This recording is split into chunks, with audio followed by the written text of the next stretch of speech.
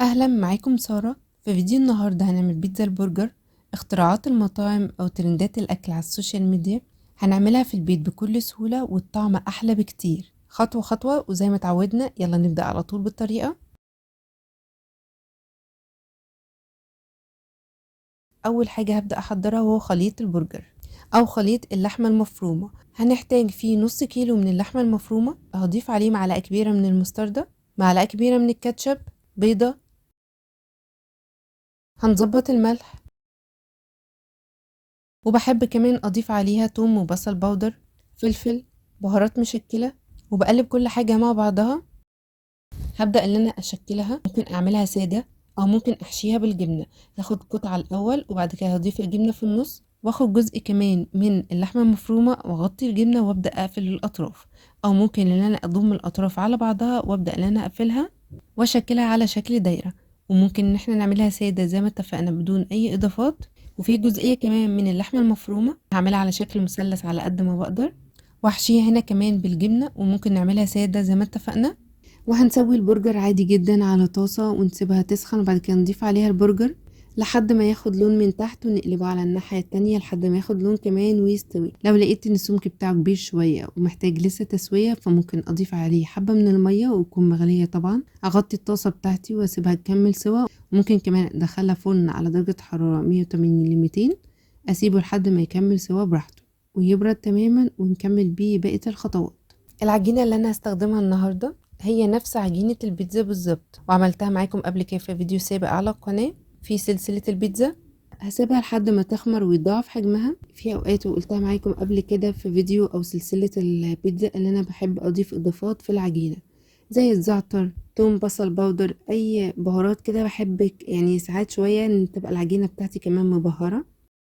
فردت جزء كده من العجينة، هضيف عليه معلقة مايونيز، معلقة ماسترد، معلقة كاتشب، واقلب كل حاجة مع بعضها. وهجيب الجزء اللي انا شكلته من البرجر بشكل مثلث كده، هضيفه.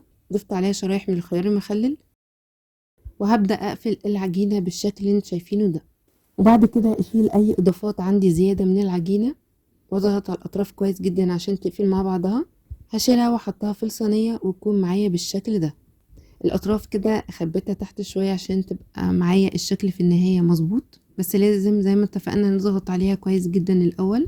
وخدت كمان جزء من العجينة وفردته، هضيف عليها معلقة ماسترد، كاتشب، مايونيز. وهجيب البرجر اللي احنا سويناه، وبدأت ان انا اظبط الشكل زي ما انتم شايفين. الطريقة يعني متوضحة جدا في الفيديو. اي اضافات من العجينة بعد كده هبدأ ان انا اشيلها بكل سهولة واظبط الشكل بتاعي.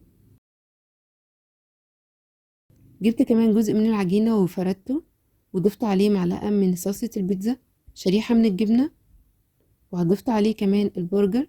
وهبدأ ان انا اجمع الاطراف بالشكل ده واشيل اي زيادة عندي، وعلى الوش هدهنها بصلصة البيتزا.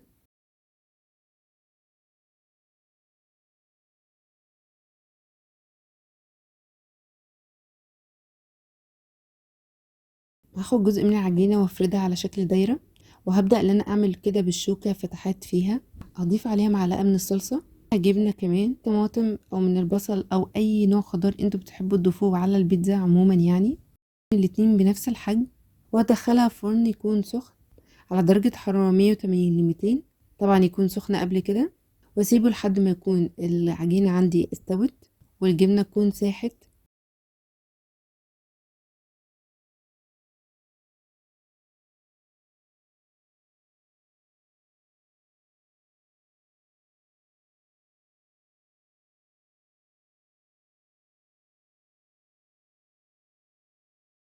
وده شكلها النهائي بعد ما استوت.